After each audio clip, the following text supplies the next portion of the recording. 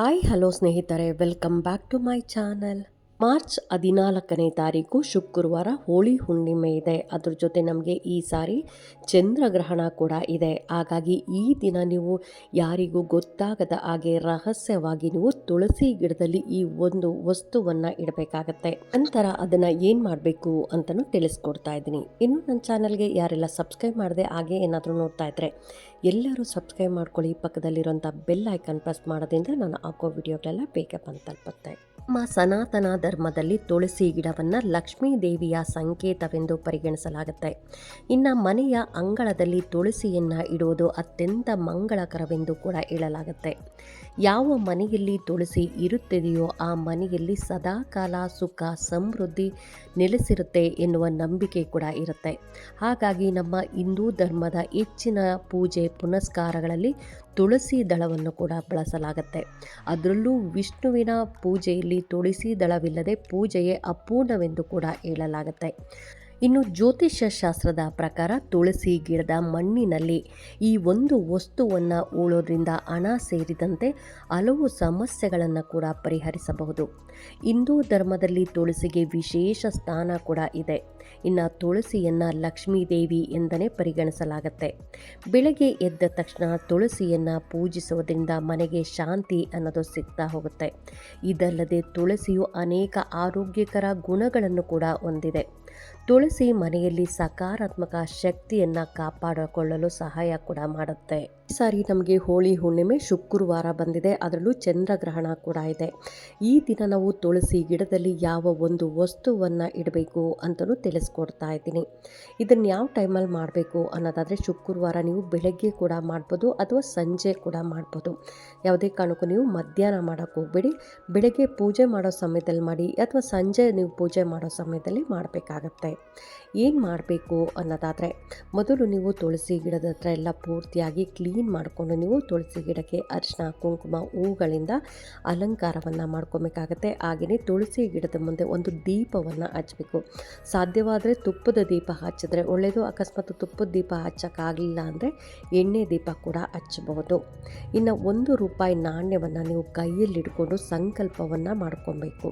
ಅಂದರೆ ನಿಮಗೇನು ಪ್ರಾಬ್ಲಮ್ಸ್ ಇದೆ ಅಂತ ನೀವು ಸಂಕಲ್ಪವನ್ನು ಮಾಡ್ಕೊಬೇಕು. ಅಂದರೆ ನಮ್ಮ ಮನೆಯಲ್ಲಿ ಸುಖ ಶಾಂತಿ ನೆಮ್ಮದಿ ಬೇಕಾ, ಅಥವಾ ನನಗೆ ಹಣದ ಸಮಸ್ಯೆ ಇದೆ ಅದು ಬಗೆಹರಿಬೇಕಾ, ಅಥವಾ ನಾನು ಯಾವುದೋ ಒಂದು ಕೆಲಸಕ್ಕೆ ಹೋಗಬೇಕು ಅದರಿಂದ ನನಗೆ ಒಳ್ಳೆಯದಾಗಬೇಕು ಅನ್ನೋದಾಗಲಿ, ಅಥವಾ ನಮ್ಮ ಮನೆಗೆ ಯಾವುದೇ ಕಾರಣಕ್ಕೂ ನೆಗೆಟಿವ್ ಎನರ್ಜಿ ಬರಬಾರ್ದು ಅನ್ನೋದಾಗಲಿ, ಅಥವಾ ನನಗೆ ಆರೋಗ್ಯ ಚೆನ್ನಾಗಿರಬೇಕು, ಈ ರೀತಿಯಾಗಿ ನಿಮಗೇನು ಸಮಸ್ಯೆ ಇದೆಯಾ ಅದನ್ನೆಲ್ಲ ಪೂರ್ತಿಯಾಗಿ ಆ ₹1 ನಾಣ್ಯವನ್ನು ಕೈಯಲ್ಲಿ ಇಟ್ಕೊಂಡು ಹೇಳಿದ ನಂತರ ನೀವು ತುಳಸಿ ಗಿಡದ ಬುಡದಲ್ಲಿ ಅದನ್ನು ಸ್ವಲ್ಪ ಮಣ್ಣು ತೆಗೆದು ನೀವು ಆ ತುಳಸಿ ಗಿಡದ ಬುಡದಲ್ಲಿ ಇಟ್ಟು ಅದರ ಮೇಲೆ ಸ್ವಲ್ಪ ಮಣ್ಣನ್ನು ಮುಚ್ಚಬೇಕಾಗತ್ತೆ.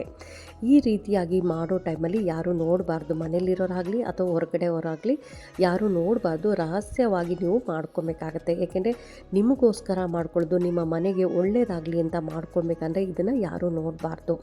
ಈ ರೀತಿಯಾಗಿ ನೀವು ಬೆಳಗ್ಗೆ ಮಾಡಿದ್ರಿ ಅಂದರೆ ಈ ರೀತಿಯಾಗಿ ಮಾಡ್ಕೊಳ್ಳಿ. ಅಕಸ್ಮಾತ್ ಸಾಯಂಕಾಲ ಮಾಡ್ತೀನಿ ಅಂದರೂ ಕೂಡ ಸಾಯಂಕಾಲವೂ ಅಷ್ಟೇ ನೀವು ತುಳಸಿ ಪೂಜೆಯನ್ನು ಮಾಡಿದ ನಂತರ, ಅಂದರೆ ತುಳಸಿ ಗಿಡದ ಮುಂದೆ ದೀಪವನ್ನು ಹಚ್ಚಿ ಪೂಜೆ ಆದ ನಂತರ ₹1 ನಾಣ್ಯವನ್ನು ಕೈಯಲ್ಲಿ ಇಟ್ಕೊಂಡು ನೀವು ಈ ರೀತಿಯಾಗಿ ನಿಮ್ಮ ಪ್ರಾಬ್ಲಮ್ಸ್ ಎಲ್ಲ ಹೇಳಿಕೊಂಡು ಆ ಗಿಡದ ಒಳಗಡೆ ಇಡಬೇಕಾಗತ್ತೆ. ಅಂದರೆ ಸ್ವಲ್ಪ ಮಣ್ಣು ತೆಗೆದು ಬುಡದಲ್ಲಿ ಇಡಬೇಕಾಗತ್ತೆ.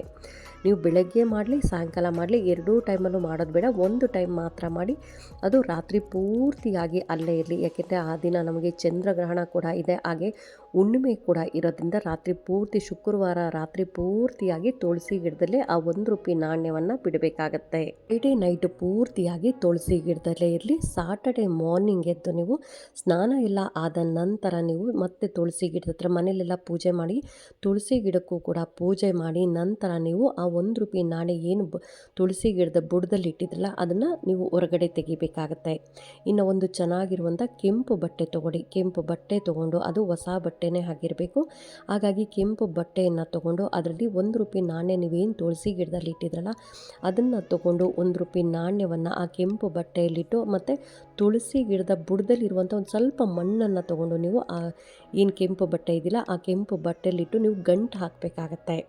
ಗಂಟು ಹಾಕಿ ನೀವು ಅದನ್ನು ಮನೆ ಒಳಗಡೆ ತೊಗೊಂಡೋಗಿ ದೇವ್ರ ಮನೇಲಿಟ್ಟು ಮತ್ತು ನೀವು ದೇವ್ರ ಮನೇಲಿ ಅದಕ್ಕೆ ಅರಿಶಿನ ಕುಂಕುಮವನ್ನು ಇಟ್ಟು ನೀವು ಅಗರಬತ್ತಿಯಿಂದ ಪೂಜೆ ಮಾಡಿ ನಂತರ ಅದನ್ನು ತೊಗೊಂಡೋಗಿ ಕ್ಯಾಶ್ ಬಾಕ್ಸ್ ಬಾಕ್ಸಲ್ಲಿ ಇಡಬೇಕಾಗತ್ತೆ. ನೀವು ವ್ಯಾಪಾರ ಮಾಡ್ತಾ ಇದ್ದೀರಂದರೆ ವ್ಯಾಪಾರದ ಮಾಡುವಂಥ ಆ ಜಾಗದಲ್ಲಿ ಕ್ಯಾಶ್ ಬಾಕ್ಸಲ್ಲಿ ಕೂಡ ಇಡ್ಬೋದು, ಅಥವಾ ನೀವು ಮನೇಲಿ ಈಗ ನಾನು ಜ್ಯುವೆಲರಿ ಕ್ಯಾಶ್ ಎಲ್ಲ ಇಡ್ತೀನಿ ಅಂದರೆ ಅಲ್ಲೂ ಕೂಡ ಇಡ್ಬೋದು. ಈ ರೀತಿಯಾಗಿ ಮಾಡೋದ್ರಿಂದ ನಿಮ್ಮ ಹಣದ ಪ್ರಾಬ್ಲಮ್ ಅನ್ನೋದು ಸಾಲ್ವ್ ಆಗುತ್ತೆ. ನಿಮಗೆ ಏನು ಹಣದ ಸಮಸ್ಯೆ ಇರುತ್ತೆ ನೋಡಿ, ಅದು ಕೂಡ ಬಗೆಹರಿಯುತ್ತೆ.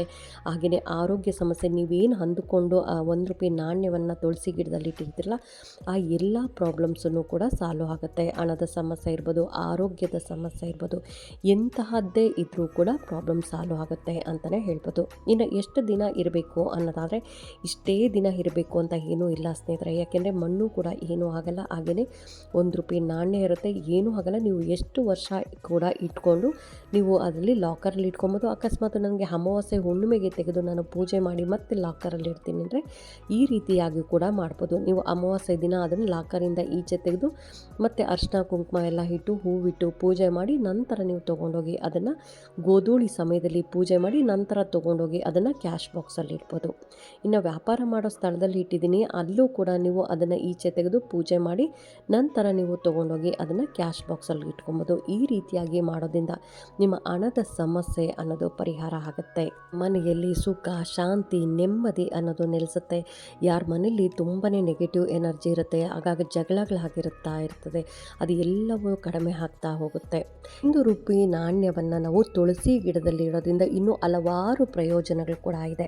ಆ ಪ್ರಯೋಜನಗಳು ಕೂಡ ಏನೇನಿದೆ ಅಂತಲೂ ತಿಳಿಸ್ಕೊಡ್ತಾ ಇದ್ದೀನಿ. ಅದರಲ್ಲಿ ಮೊದಲನೇದಾಗಿ, ಮನೆಯಲ್ಲಿ ವಾಸ್ತು ದೋಷವಿದ್ದರೆ ನೀವು ತುಳಸಿ ಗಿಡದ ಮಣ್ಣಿನಲ್ಲಿ ₹1 ಅಥವಾ ತಾಮ್ರ ಅಥವಾ ಬೆಳ್ಳಿ ನಾಣ್ಯವನ್ನು ಇಡಬೇಕಾಗತ್ತೆ. ಇದು ಮನೆಯಲ್ಲಿ ನಕಾರಾತ್ಮಕತೆಯನ್ನು ಕಡಿಮೆ ಮಾಡಿ ಸಕಾರಾತ್ಮಕ ಶಕ್ತಿಯನ್ನು ಹೆಚ್ಚಿಸುತ್ತೆ. ಅದಲ್ಲದೆ ಸಕಾರಾತ್ಮಕತೆ ಹೆಚ್ಚಾದಾಗ ಮನೆಯಲ್ಲಿ ಶಾಂತಿ, ನೆಮ್ಮದಿ ಅನ್ನೋದು ನೆಲೆಸುತ್ತೆ ಅಂತಲೇ ಹೇಳ್ಬೋದು.